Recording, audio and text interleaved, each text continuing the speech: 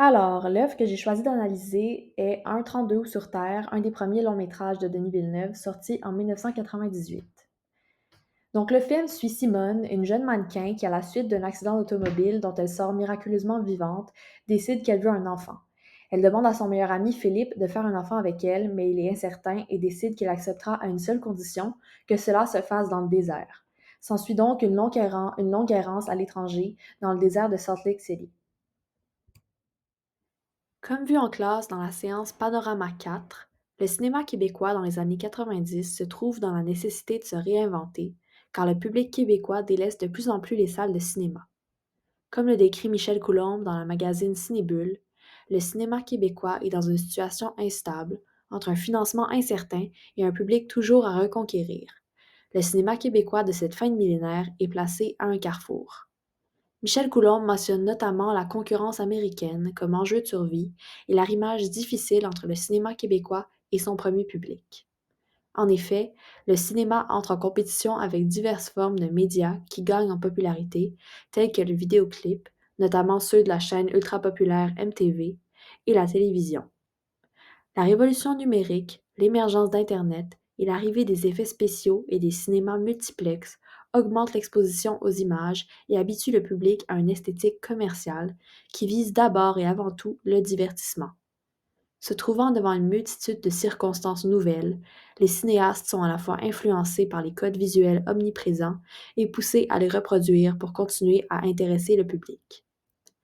Les cinéastes se rapprochent de plus en plus de cette culture visuelle populaire qui est très ancrée dans le site commercial et qui se répand grâce à l'Internet, à MTV, au cinéma américain, auquel le public a un accès grandissant. Les images sont avant tout attrayantes. On remarque aussi dans plusieurs films un rythme assez rapide qui accroche le spectateur et qui reflète en même temps la frénésie de cette époque changeante. On peut donc se demander, est-ce qu'un 32 août sur Terre, en tant que film d'auteur qui prend place aux États-Unis, fait par un cinéaste qui deviendra éventuellement le visage de l'américanisation du cinéma québécois, est-ce que ce film reflète cette culture visuelle des années 1990, cette culture de l'image ancrée dans une esthétique commerciale? Si oui, le film en est-il critique? À première vue, un 32 août sur Terre a en effet tout d'un film d'auteur. Questionnement existentiel, personnages errants, forme narrative lente et parfois abstraite. Toutefois, le film met une grande emphase sur l'image. En effet, le scénario sert avant tout le visuel. Certaines images semblent même exister pour elles-mêmes, à la façon d'une campagne publicitaire. Certains critiques de l'époque, comme Denis Desjardins de la revue Séquence, remarquent la minceur du scénario. En effet, les personnages de Simone et Philippe se retrouvent dans le désert de Salt Lake City sur un coup de tête et par un hasard total. Ils décident d'abandonner leur plan de faire un enfant et ne savent donc plus vraiment ce qu'ils font là. On les regarde errer, sans but, dans des prises de vue impressionnantes, des survols du désert, où ils apparaissent minuscules dans l'immensité du paysage. Malgré que le film traite d'angoisse existentielle et de quête de sens, il le fait à travers des visuels grandioses et séduisants, ce qui est très caractéristique de la nouvelle vague des années 90. Un 32 août sur Terre se situe donc à mi-chemin entre cinéma d'auteur, avec ses thèmes profonds, et entre cinéma commercial, avec des images qui sont avant tout attrayantes.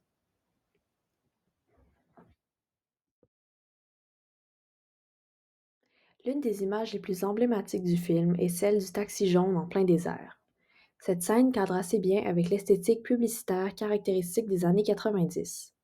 En effet, Villeneuve crée une image accrocheuse de par ses visuels et son absurdité.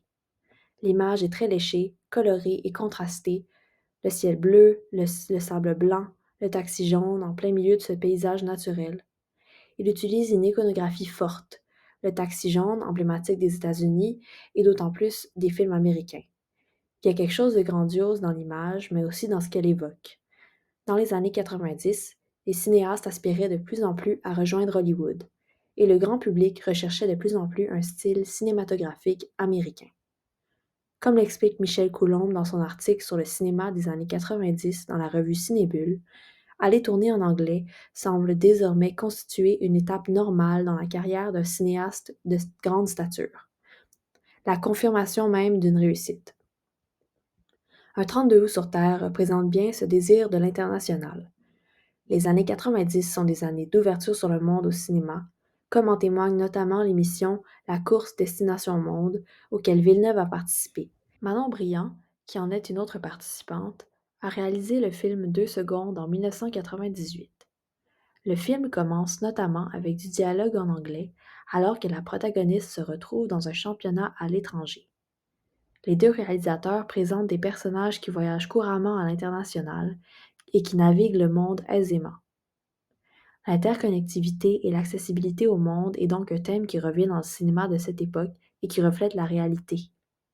Les deux protagonistes ont aussi une carrière à l'international, reflétant les ambitions qui viennent avec cette nouvelle connexion accrue au monde. Avec un 32 août sur Terre, Villeneuve évoque non seulement cette ouverture sur le monde, mais cette aspiration du cinéma québécois à être plus international et à se rapprocher parfois d'un style plus hollywoodien. Toutefois, le film semble simultanément critique de cette emphase sur l'apparence et cette esthétique publicitaire duquel il s'inspire. Effectivement, le désert blanc à perte de vue est d'abord épatant, mais il devient éventuellement oppressant. Le blanc éclatant du sable aveugle les personnages, le manque de dunes les expose à la vue du chauffeur, et ce dernier profite de leur vulnérabilité dans cet environnement pour les arnaquer. Puis, les rayons de soleil deviennent dangereux et commencent à faire brûler la peau de Simone et Philippe. Finalement, la beauté du désert est complètement cassée par la découverte d'un cadavre calciné. La perfection, les visuels léchés presque publicitaires, laissent soudainement place à la réalité brute et violente. On aperçoit l'envers de ces images parfaites. L'omniprésence de l'image est aussi critiquée à même le scénario. La protagoniste, Simone, est mannequin. Son quotidien tourne autour de l'apparence. On la voit se promener dans les bureaux de l'agence, qui est à la fois un salon d'esthétique, où elle retrouve sa patronne en train de se faire bronzer sous d'intenses rayons ultraviolets. Dans cette rencontre absurde entre Simone et sa patronne, on représente la centralité de l'image et de la publicité dans les années 90, et on adresse le caractère excessif de cette superficialité. Simone démissionne et dit vouloir s'éloigner complètement de ce monde. Avant leur départ pour Salt Lake City, Philippe feuillette un magazine dans lequel on entrevoit une photo de Simone, le visage parfaitement éclairé et maquillé. Puis, cette image parfaite se désintègre au fil du film, alors que Simone est mise à l'épreuve dans le désert. Elle se promène longtemps avec le nez blessé et sa robe tachée de sang. Villeneuve a donc une certaine conscience de l'omniprésence de l'image et de l'esprit publicitaire, et il le dénonce d'une certaine façon dans le film. On retrouve aussi dans l'esthétique d'un 32 août sur Terre une certaine frénésie et plusieurs ellipses. On va le voir d'ailleurs dans l'extrait qui suit.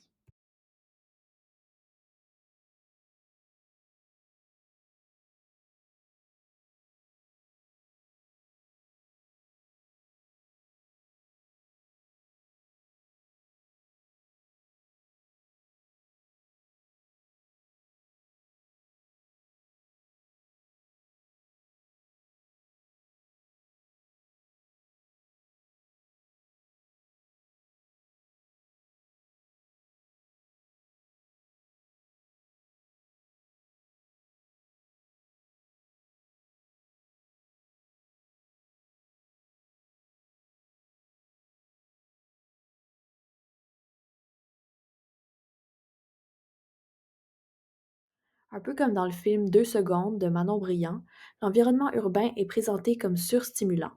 Similairement à Manon Brillant, Denis Villeneuve utilise des coupures rapprochées et associe des angles caméra contrastants pour créer un sentiment de désorientation et de frénésie. Dans 32 août, on peut penser notamment à la scène après l'accident de voiture de Simone, celle que vous venez de voir, lorsqu'elle sort de la clinique dans un quartier industriel. On y trouve plusieurs ellipses temporelles qui donnent l'illusion que Simone se déplace d'endroit en endroit en quelques secondes. Pour ajouter à cette impression de rapidité et d'égarement, des plans rapprochés d'énormes antennes industrielles sont intercoupés entre eux. Le montage ralentit finalement lorsque Simone trouve un coin de nature silencieux. On comprend donc à quel point ce montage reflète l'état d'esprit des personnages. Tout comme dans le film de Manon Brillant, la frénésie de l'environnement urbain, ses grandes infrastructures bétonnées et la circulation automobile dense est une source d'angoisse pour les personnages. Ces deux films expriment clairement une certaine angoisse par rapport à la modernité et aux nouvelles technologies qui changeaient à un rythme plus rapide que jamais dans les années 90. Puis, le scénario en lui-même, aidé du montage, garde toujours une longueur d'avance sur nous, pouvant autant nous surprendre, par exemple avec la trouvaille du cadavre dans le désert, que nous faire passer à autre chose aussi rapidement. En effet, après la trouvaille perturbante du corps qui aurait le potentiel de dérouter complètement le scénario, les deux amis ne font finalement que reporter la scène de crime sur un téléphone public et continuent leur chemin. Le film coupe abruptement sur un plan des deux personnages dans une voiture, puis ensuite on coupe et on retrouve Philippe qui écrit une lettre dans la salle de bain de l'aéroport. Ce montage crée l'impression que les choses avancent sans qu'on puisse parfaitement les suivre, trop rapide pour qu'on puisse réellement y réfléchir. L'incident du cadavre est rapidement enfoui à travers d'autres moments, tout comme Simone préfère passer à l'action plutôt que de réfléchir et faire face aux choses. Le film, lui aussi, avance constamment.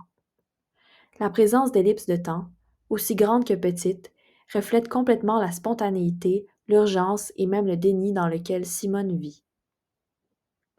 En conclusion, Un 32 août sur Terre a un style visuel qui est très typique du cinéma québécois des années 90. Il reflète à la fois la culture visuelle de ces années, la rapidité, l'esthétique léchée, presque publicitaire, ainsi que les angoisses et ambitions que développait le cinéma québécois à cette époque.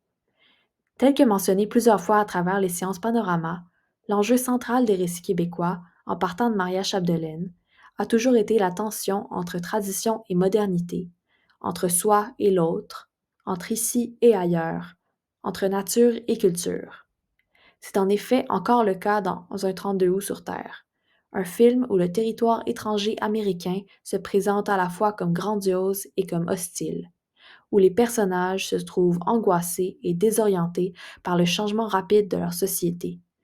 Ce qui est d'autant plus intéressant, c'est la façon dont le cinéma québécois a absorbé cette tension dans sa forme cinématographique dans les années 90.